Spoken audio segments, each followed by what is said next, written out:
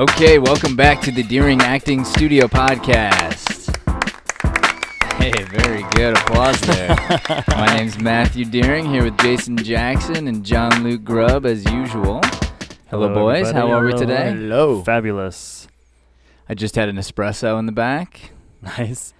One of our illy espresso pods. I think I'm officially addicted. Nice. It's so good, aren't they?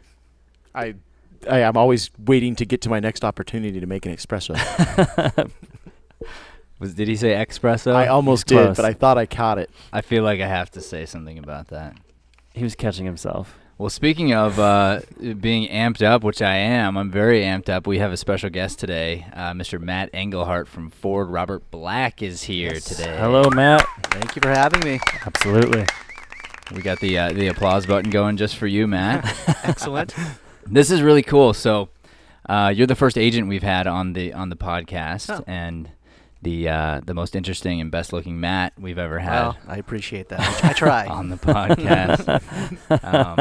So I've just got tons of questions for you, and I know our listeners will too. So, I'm going to start off with, if you could give us just a little backstory on FORD Robert Black in the Arizona industry and how they got started and whatnot. Absolutely. I mean, the quick version, Robert Black, my former boss, was a model growing up.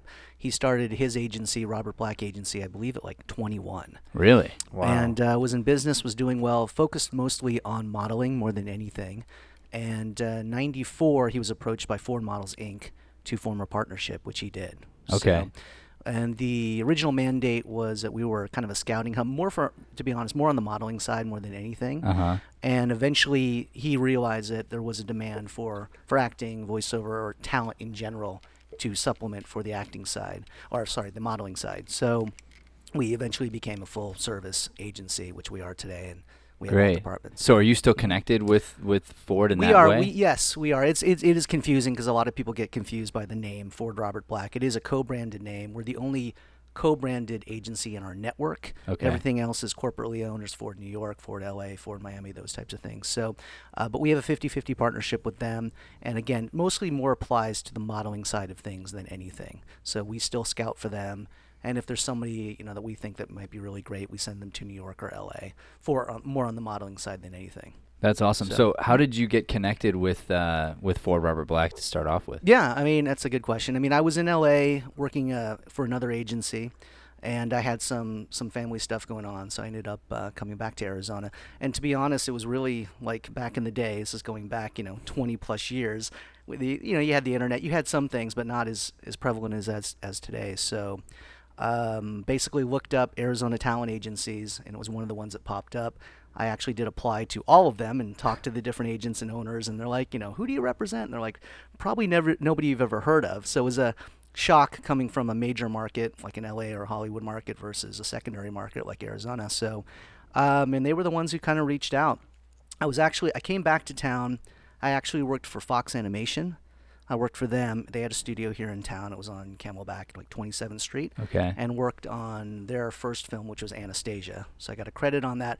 Of course, I wasn't doing what I'm doing now. I did digital ink and painting, which I know sounds boring, but basically painting animation cells on a computer. So, but it was fun. That doesn't sound boring to me. No, it was good money. It was a good time. How much animation can you paint in like a day? Like how much ground do you actually cover doing that? That's a good question. Everything is measured in feet.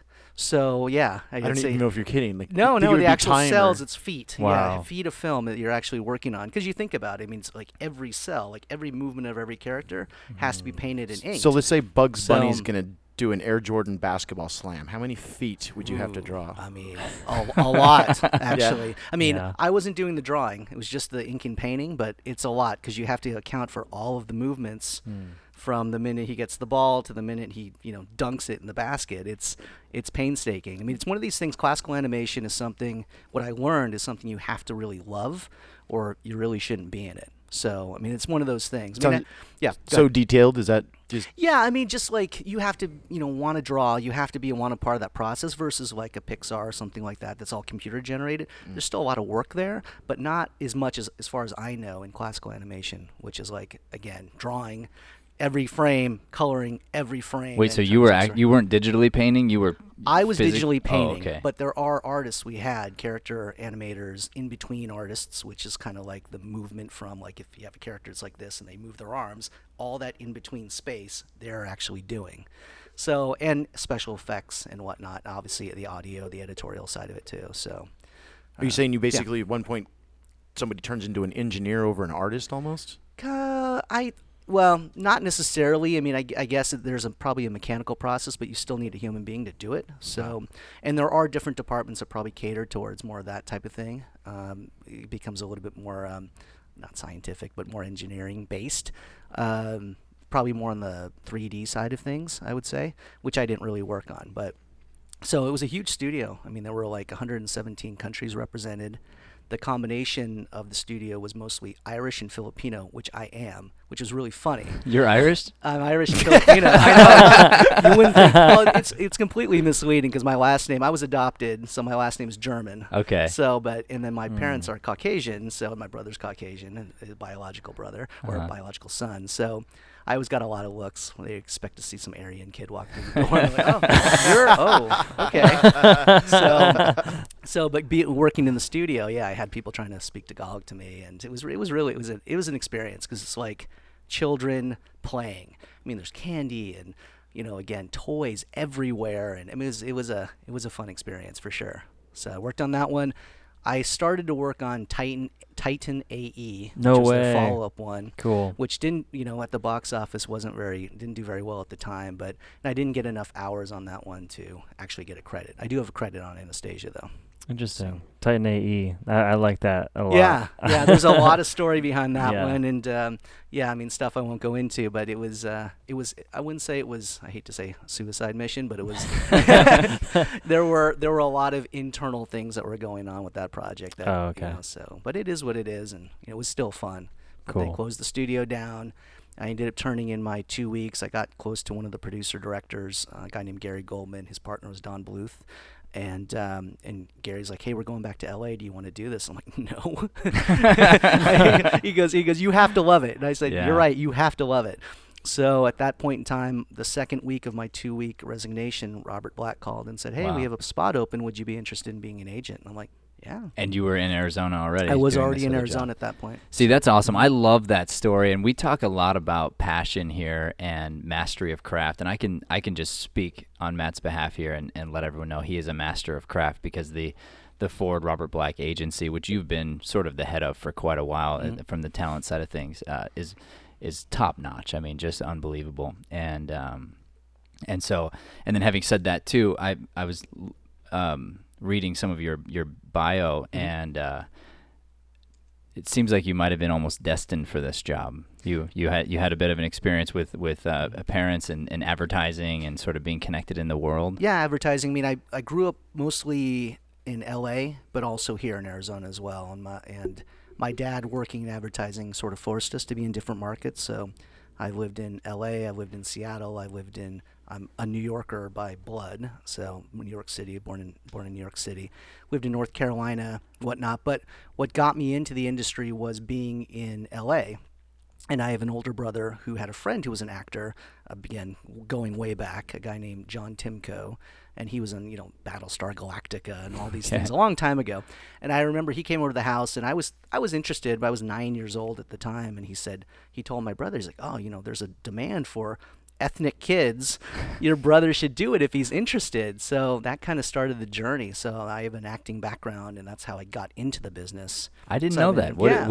So tell me about your acting background. The acting background, well, again, as a kid actor, I mean, I did a national commercial with Magic Johnson. No way, that's cool. A 7-Up commercial, an audition. I've done industrial films and extra work for feature films, and then of course all my school plays and musicals and that type of stuff too, from grade school all the way up to high school. So that's awesome. Yeah, so I have an appreciation for actors, and for me it's great because if I get actors, young or old, and you're like, well, you don't know what it's like, and I'm like, I do. I've been in front of live crowds, I've been in auditions, I've lost auditions, I've won auditions. So was it your dad's job that had you traveling all over the place? It was. Yeah, he was an account exec, so not necessarily in the creative side. So there were clients that he specifically went to become a director of marketing for, and others when he was at ad agencies, he worked on a handful of different clients. So, and I gotta say, I always see you out and about. You seem to be a social type guy, and do you attribute any of your social skills to you traveling around so much and meeting new 100%, people? yeah, absolutely, for sure. I mean, being couple things, being in new markets with my family, and then also, I'm not going to say this is everything, but being adopted and having to answer all those questions, like why is your mom and dad don't look like you, that type of thing. So, but no, it definitely forced me to be social in a weird way, and I wouldn't. When you're young, it stinks when you have to move away from your family, or not your family, your friends and whatnot. Yeah. So it was really challenging, but it paid off because now I believe I can talk to anybody and have a conversation, find commonality. It's a big deal for what you do, and I can tell you on my end, I'm sort of like a hermit, so I see you out and about, and I'm like, oh man, he's so good at that. I hope he comes talk to me. there is an art to it. There is an art. Yeah.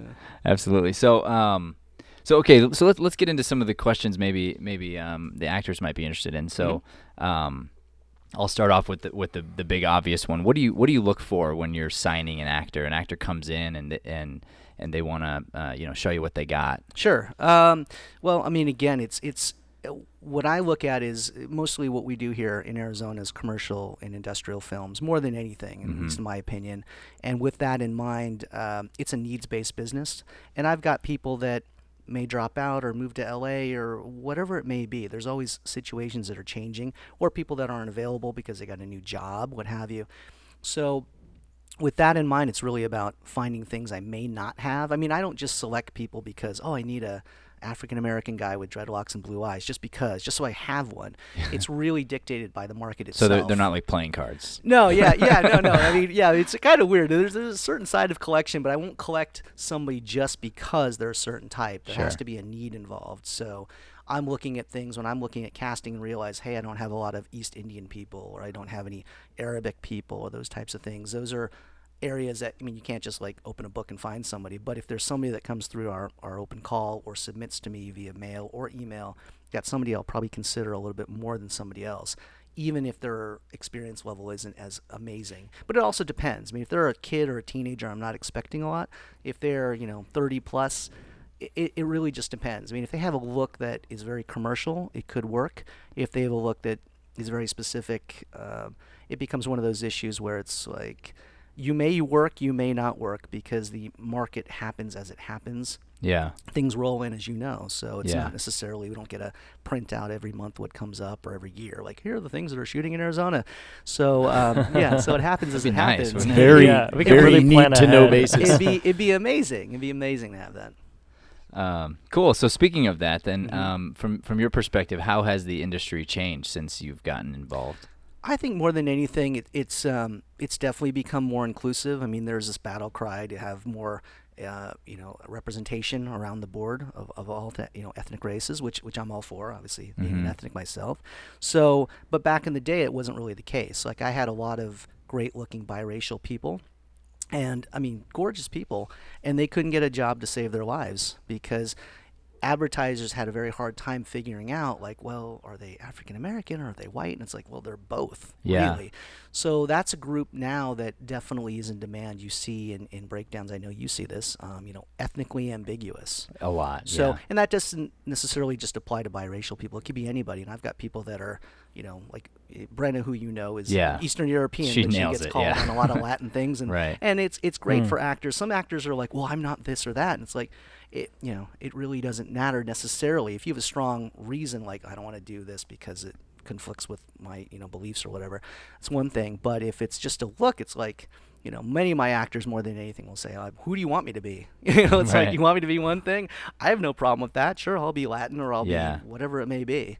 So what we preach around here is, I'm very particular as to who we recommend over to the agents. Sure. It means a lot to me to have sort of your respect when I send someone, that's somebody that I really believe in. So what we do over here is we get people focused on the mindset, and it's like a mastery mindset of, you really, doesn't matter what you look like, because you might look great in a t-shirt, and you even might get signed just because of your look, but then you're going to get in the audition room and you're going to have the shakes and or you might even land 1 or 2 jobs and think that you've made it as an actor, Right. and then realize that those commercials don't keep coming around. You really have to back it up with the talent. So Absolutely. and then even with the ethnicities and whatnot, I tell people, hey, you might not have this perfect look, or you might not be the perfect ethnically ambiguous person, but sometimes talent trumps all of that. And I see it in the casting room all the time. No doubt. That is definitely a part of it. It's a combination of different things. Yeah. For sure. I mean, I've had people that I thought were ringers that were going to book everything, and they sit on a shelf. And I've had people that are marginal or kind of common or whatever you want to call everyday man or woman. Yeah. And those people book like crazy. And it's a combination of different things. It could be certainly talent, of course, the physical as well as overall professionalism. It all plays into it. Well, and I've seen you develop, and we've known each other a long time, and you and the agency developed quite a bit, and I have to imagine you probably agree with my mindset on constant, never-ending growth. Absolutely. I Yeah. think, no doubt. I always encourage people to continue to train. I run into actors all the time, like, well, I took a workshop and I'm done. Right. It's like, or I did a play and I'm moving to LA. It's like, So why don't you tell people publicly here, which is basically, this isn't a plug for me. This is a plug for them to say, we agents do not want you to sign with us and then stop getting better at what you're doing. Like that should be your floor, right? Absolutely. I mean, I believe it's a never-ending process. Yeah. I mean, there are top actors of today that still work with their coaches on set. I mean, all of them. I mean, they might not publicly tell everybody, Right. but it's true. Yeah. And there's a reason for it, because you're never going to be perfect. Yeah. So. Yeah. Absolutely. Matt's been that guy. Is that not true? What's that? The coach right off the set. Yeah, the secret coach that nobody knows about. Yeah, that's me. Exactly. You got a hood on. And Ghost coach. Ghost. You got Yeah, I talk about got that the a lot. glasses with the mustache, and you're like, It's like if I'm doing my job right, no one knows that I'm there, right? I totally agreed. If the acting's amazing, you don't think about it. Yeah. I had a conversation with somebody else about a play I saw, and they asked me about that. What'd you think of the acting? I said, I thought it was excellent, and it didn't pull me out of the story at all. If I don't notice it, if I notice, oh, that's really over the top, or Right. and again, depending upon what the play or musical may be, that might constitute why. But otherwise, yeah, if it's flawless, same with good lighting, good music, those types of things. If it's bad, you notice it. If it's good, you're engaged in the story and in the characters, which is the whole point. So we don't talk much about the fame or the those things, because it's not something that interests us too much. But we might as well just like Sure. name drop a little bit. Who are some big actors that maybe or some stories that have come through the FORD RBA Black agency? Sure. Any actors that have done some great things? Yeah, definitely. I mean, we've had, it's definitely had people in series and in feature films and whatnot, and of course commercials, and industrial film. I mean, 3 people I'll mention. One is Garrett Hedlund. He started in the movie Troy with Brad Pitt. It was Warner Brothers, and moved on to Tron Legacy. He's been in a whole bunch of stuff. Yeah. But those are probably 2 highlights. Second person would be Kellen Lutz, who is in Twilight. Love it or hate it, but he was in Sure. Twilight. He was one of the main vampires. Yeah. It was a very big deal. And thirdly, Josh Mcdermitt. He's currently in The Walking Dead. He plays Dr. Eugene Porter, the guy with the mullet, or I guess he doesn't have a mullet anymore. He's a ponytail. But he was a DJ here in town. He used to crank call some of the DJs, and then eventually became like a morning person. Yeah. Along with, I think it was, I'm not sure, I'm not going to say. But, and started acting. He was a comedian as well. Yeah. And he was early on. He's like, I want to move to LA, and he never said I want to be a star or any of those types Right. of things. But he has a very particular look, and I knew he was super talented, which he still is. And he lucked out. He went out there, because you think about it. I mean, again, with certain types. I mean, even you can talk about great-looking people or become sort of generic if they're too good-looking, and you could talk about common people that are too common or too character-based or whatever you want to say. But he's a prime example of someone who, again, isn't relying on his looks, which he never would. I mean, he has true talent, and he's a great-looking guy. And now he's become kind of at least an archetype. I remember seeing a casting a while ago asking for his type, which was really funny for me. Wow, that's Like, awesome. No way. Yeah, That's pretty so- cool. Yeah, so we've had some great success. I like to think. I know it's only 3 people out of the universe, but it's challenging to get there, but it's possible. I worked with Josh early on. He was a student very, very early in my Right. career as well, and I cast him in a play, and he became a friend. And I can tell you about him too, is that his work ethic stood out from the beginning. Right. And even if you go Exactly. back to those stories when he was calling into the radio, Mm-hmm. you know, that takes persistence. That takes somebody who's willing to Yeah. pound the pavement in whatever way they can think of to be creative and get their face out there, you know? No doubt. Yeah. Mm-hmm. Or voice, I guess, in that case. Yeah. Yeah. So, hey, so I have a question for you. When would you recommend an actor move to LA?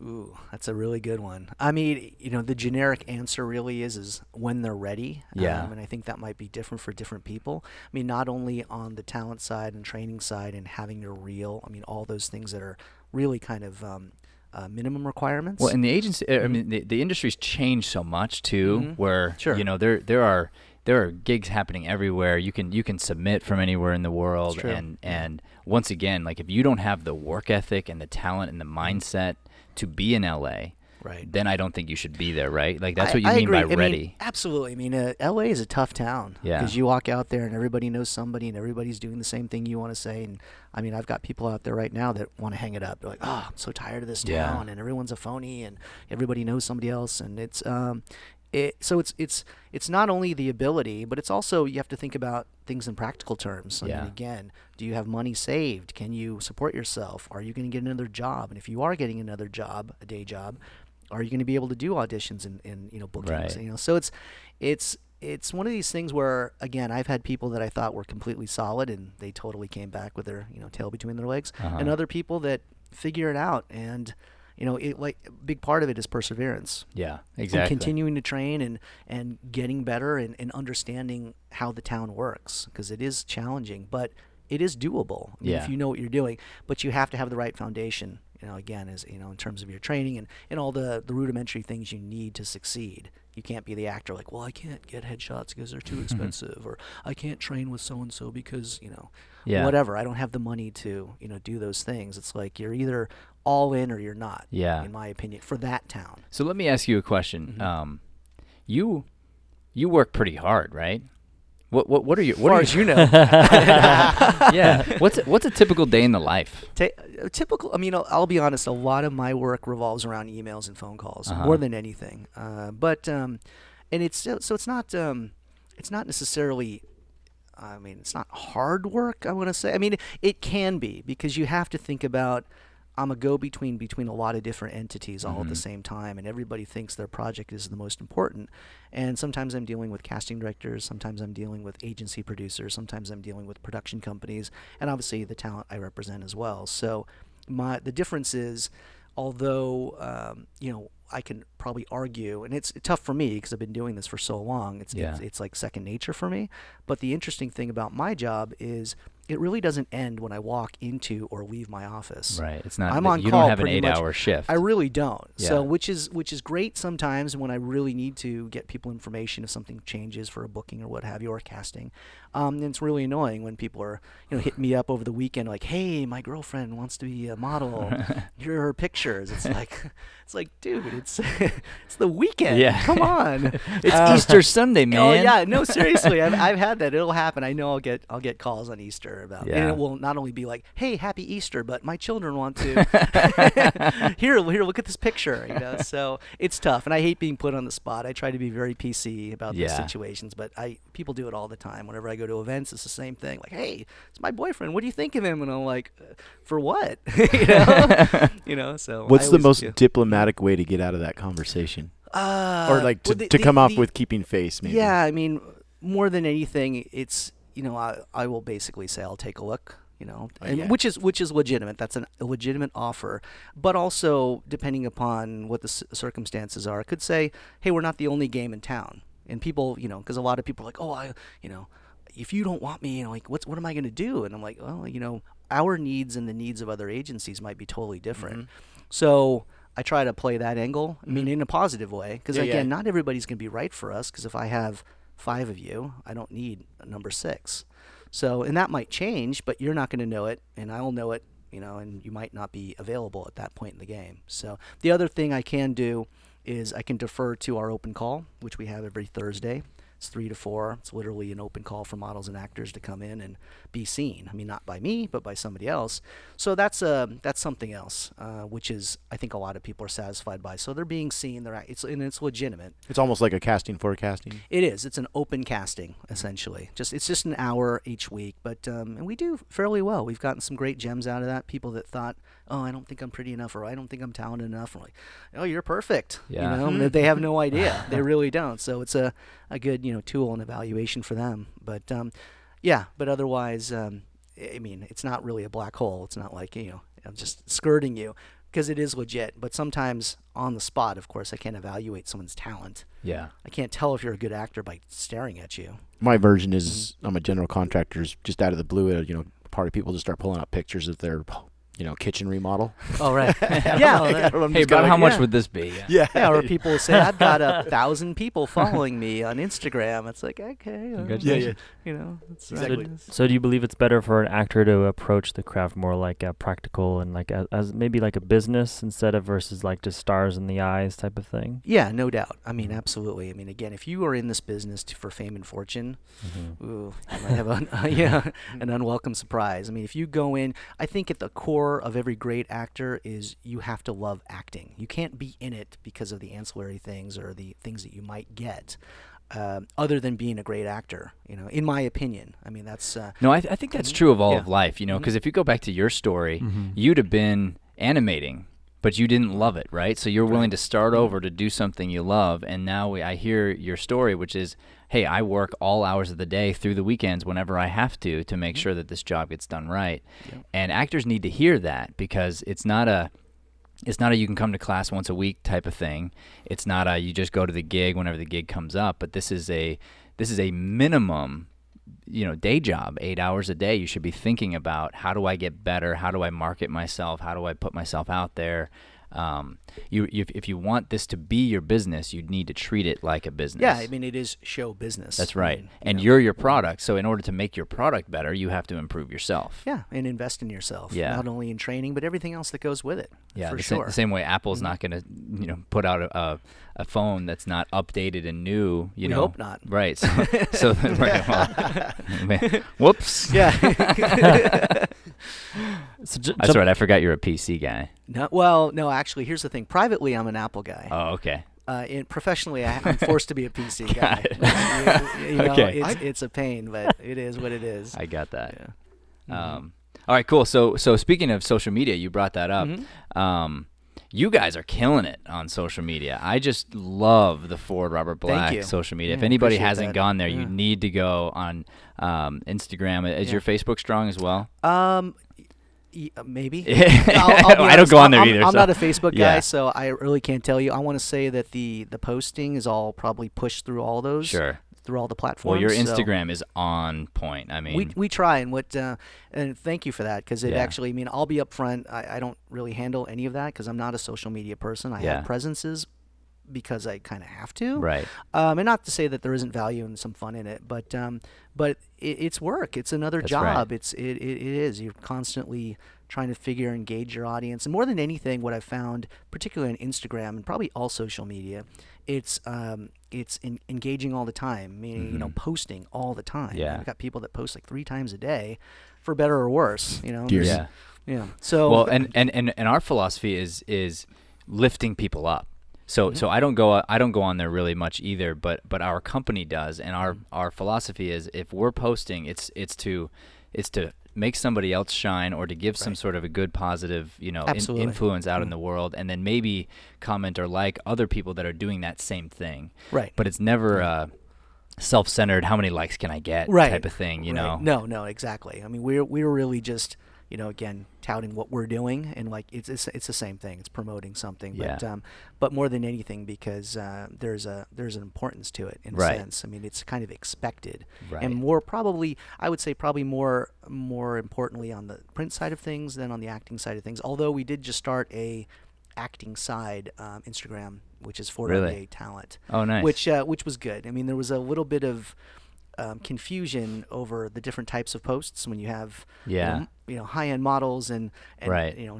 great actors, but it wasn't very homogenous. It looked kind of strange. So Yeah, we that ended makes up sense. changing things, but it's been great. We've had a great response, and we do some. We like to think we work on some great projects and book some great people on some great projects. So. Yeah, and you have some actors who've gained some great followings, I think, by doing it the right way and putting in the work. And is that something you're seeing that clients are interested in, or somebody who not only necessarily has followers, but somebody who has a presence, who's doing it the right way? Yeah, I think so. I mean, again, it definitely, there is value there. I mean, again, unless you're buying your followers from India or China, I mean, there is value there. People do look at those metrics, and I mean, it would be sad in an acting job, but let's just say if that were the case, if a producer was considering two people, and understand, let's just say it's a feature film, and a producer's like, well, if I book this person, they've got, let's just maybe use a huge number, let's say they have 1 million followers, which is a lot, or this person who's got 1,000 followers. Right. The chances, if I go ahead and book this person with 1 million followers, if I can redeem half of that audience, which translates into ticket prices for me, that's something. There's value there, particularly if these two actors are completely comparable on paper and in looks as well. So some people do use it as a measuring stick. Sadly, I mean, good or bad. I mean, on the modeling side, it works a little bit different because it's just about the physical. Yeah. The acting side's a little bit different because for me, if I was a producer, I would want to book the most talented actor. Right. But depending upon who's doing the booking, and if you have an independent film with a lawyer who's got a lot of money but couldn't tell you a good actor if his life depended on it, he might pick this. Oh well, this girl's got 1 million followers, so she must have something that somebody wants to see. So that's a safer bet for me. Yeah. So. So there's importance to it. It's not everything, but it's definitely something that I think performers, models, what have you, can again hone their brands, create a following, and once you do get those metrics up, how can anybody deny that unless you're again, as already stated, it's inflated because you're buying your followers. Sure. But that there's value there for the common person. Like, wow, even if you don't see it and you look at someone's profile, they have 1 million followers or 500,000 followers or 30, whatever. Yeah. You're like, what? Maybe I'm missing something. Maybe I'm, and maybe you're not. But Right. But it's all in the eye of the beholder in some regard. Okay, so I'm not going to hold you to this since you said that you're not an expert, and I would say I'm not either, which is why I'm interested in the conversation. Maybe we can all open up to this, which would be. I'm always hesitant because I don't really know the answer, how to give the right advice to actors specifically, Right. Less so than models, as far as what to post and why, because having a personal brand, I think, is important, much more important than the followers. And that being said, because what I've seen in the casting room is less, especially in this town, how many followers you have, and it's more, what did you put up that actually hurt you? Right. Like well, there is that too. You've said something that goes against the company policy, and so Sure. now all of a sudden, because you were opinionated publicly in such a way, we can't cast you for such and such ad. That's real. I mean, if there was any advice to give, it would be about having a personal profile and a public profile. Your personal profile, which would be, again. Not secret, but private. So you only connect to your to people close you friends actually and know, family, and then have a public profile where you're not going to get political or those types of things. But it's true. I mean, we've seen it at the highest levels. People digging for tweets 10 years ago, and these horrible things that.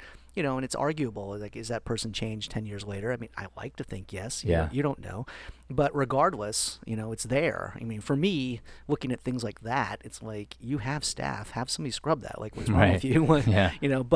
But for sure, I mean, you have to be very, very careful about what you're saying. It seems like these days everybody wants to be offended or is offended or looking for a reason to be offended. So and wants to get into some sort of a conversation in order to, spark or troll a somebody. Yeah. Exactly. So and then if you really think about our business and with acting and modeling, it's arguable. Some people are like, I don't need to know what an actor's political stand. Like, who are you? That type of thing. I feel grateful that I feel bad for the kids that are growing up now and they need to be protected, but I feel grateful that I didn't grow up in a time when everybody had a phone and everything was live at all times, and and I didn't even have a choice to put stupid things online because Right. it wasn't really available to me, you know. Right. No, Because me I probably too. would have, you know. I would have made Yeah. a mistake. There'd be stuff out there. Yeah. Yeah. Or if you're gonna do it, just do it anonymously. Right. Put your name on it. You black out your face. Right. Something.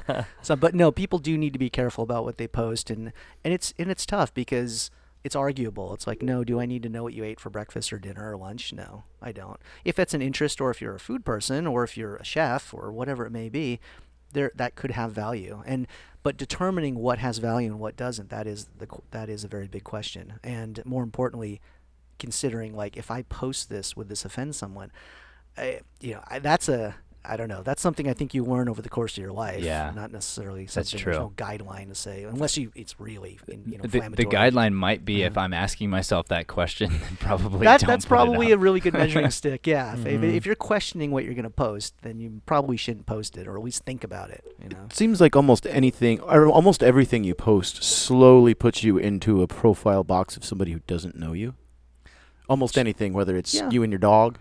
It's like, Right. okay, this guy's a dog guy. Now that's Right. who he is to me. Sure. Oh, yeah. Well, yeah, they're definitely trying Well, to form a and composite. that's what the Mhm. personal brand is all about. So you Yeah. want to be careful as far as what am I showing. out So there. Yeah. to give listeners an example here, Leanne sort of moved from my wife moved from being the GoDaddy girl to then we transitioned all the way to mom, and so it's like that was sort of a scrubbing of the old. Now it's not like that stuff's not out there still because we don't have complete control over other people's stuff, but her transition went completely to this side because that's how she wanted to be seen and viewed, because that's where Right. she was going to get cast, Sure. and she wasn't trying to be Right, and 20 there's- again. And you there's know? an evolution that goes on Yeah. too. Exactly. Yeah, and No, it's the that's people smart. that are trying to stay or Yeah. be something they're not, I think, is a part yeah. of the problem Yeah. too. And it is a little bit of a conundrum because you've got actors that are like, well, I'm acting like somebody I'm not. So there's Right. there's a little bit of that. But I've definitely got people on my list. I won't name names. That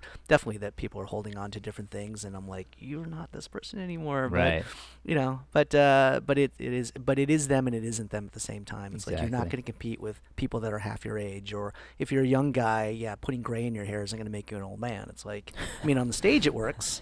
Yeah. In a real casting, they're going to look at you and go, you are way too young for this. Yeah. And they're going to get somebody who's authentic, and see you later. JL, you've been quiet today. I was just thinking the realized same that thing. you dropped an album today, or 6 songs, didn't you? Yeah, I did. An EP just got released on Spotify, which is super awesome. Now I'm saying Congratulations. today, but really this is going to be Yeah. a few weeks from now that this gets posted. Friday, April 19th. Yeah. Yeah, it got dropped today with Magical Properties and Alpha Pup Records based in LA. So I've been lucky enough to have a home with them with my music, and it's amazing. I'm very grateful, very excited. This release in particular it's coming from a deeper place because I know, like, speaking of transitioning, evolving, like where I was musically like 6-8 years ago is not where I am now. So I'm all for that refinement and that change and being honest with yourself, and so like this one in particular with me just really hits a new place, and so I'm just super excited for this. So go out and listen to that. Hey JL, and connecting you to Matt here. Mhm. When John Luke first found us, he was a model, walked in the door as a model, and I'm interested in hearing, for maybe any of the models that are out there listening, what's happened to you and your transition, and how training and developing you has helped both, in front of the camera and, developed you as a person aside from that. Well, it started with an open call that my Really? friend told me to go to, and so I did, and that's how I got started. So, all it takes is one decision one day to do something. So if anybody's listening and you're scared, just go do it. Yeah. All right, like Matt was saying, like someone who doesn't think they could do it, they did it. That's really cool. Yeah. And so now going through this whole process of just of learning how to act, I wanted to act because that just sounded fun.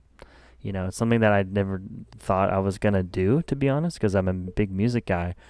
But now going through all the training and everything of being an actor and learning more about this business and just the creative industry in general, and let's just lump it all together, acting, like just everything that's just creative, they really feed into each other. So just being an actor has really helped develop my mind to in front of the camera, just in just my mindset and how I view myself and my confidence, and then how I actually approach the craft, because I've been beating on the craft of acting so long, it's translated into so many other things in my life, in particular music. Like, so I got to treat it like a business, be practical, be aware of what I'm doing, and not just kind of go out like with stars in my eyes, I'm going to be a big DJ or I'm going to be a big actor, because I'm going to fall flat on my face if I do that, and I'm not going to be happy. So it's, it's like what Matt was saying here. You have to want it and you have to love it. Otherwise, you're just going to be doing it and you're not going to be happy, 40 years down the line. Like, there are people who love to animate and draw and stuff, like there are people who love to act, but who don't want to be behind the camera. So, and I love behind the camera too. Like that's my favorite place right now. And I'm really finding out that I love that. And it's because it's similar to producing music in a way. Yeah. Because as a producer and a DJ, you're up there, you're behind the instruments, you're creating this thing for the other people. There's a performance aspect to that, just in a different way. And that's kind of happening too and translating through the music. And the last show I played, I felt amazing being behind, my gear and putting that show on for other people to experience. And so that's why it really ties hand in hand to the being behind the camera too, which I love, which I have to refine as well. Yeah. So what I love about acting is just the correlation between acting and life. It's just so similar, if you have to evolve as a person really to evolve as an actor. And so you pull in all your different life experiences come into your acting. So you have to also go out and live your life too. You have to experience things and do things in order to bring those, the trials and tribulations of life back into your work, and then be willing to do that. Absolutely, no doubt. Yeah. I mean, and again, it is challenging when you have teen actors, for example. Like I remember I had a girl who was on series, and lucky for her, she was like 22, but she could play 16. Nice. And so when she went into casting and said, hey, you're teaching your younger sister how to drive a stick shift, she could do it because she'd been there, versus somebody who's 16 going, well, I don't know what I'm doing. So there is definitely the advantage. But more than anything, your life experience does contribute to your abilities and crafting authentic moments as best as you can, for sure. Because if you haven't experienced it, you have to substitute as well. Like I've had people have to go in to read for something where, your grandmother died. Well, my grandmother's alive. It's like, okay, well, have you had a dog or cat or a pet or something inside? Oh yeah. Use that. Right. Use that. Get to that place, and it's challenging for some people. It's like, well, my dog is not my grandma. It's like, well, I get it. It'll translate. I get it. It'll still work. Yeah, exactly. Come on over. We'll teach you how to do it. It'll get there, but you do have to live your life, for sure. That's very true. So is it FORDRBA.com? Is that right? Or FORDRBA.com. Yeah. Okay. FORDRBA.com. So we are super lucky to have had Matt Englehart from FORD Robert Black here on our podcast. Good stuff. Yes, Go check out the agency at FORDRBA.com, and you got to follow these guys on Instagram. I mean, they're blowing it up for sure. And instead of tracking Matt down and trying to get his opinion on the spot or on Easter Sunday, why don't you go ahead and go to their open call on Thursdays between 3 p.m. and 4 p.m. Please, yes. All right. Thank you so much for being here. Absolutely. Thanks for having me. Thank you, Matt.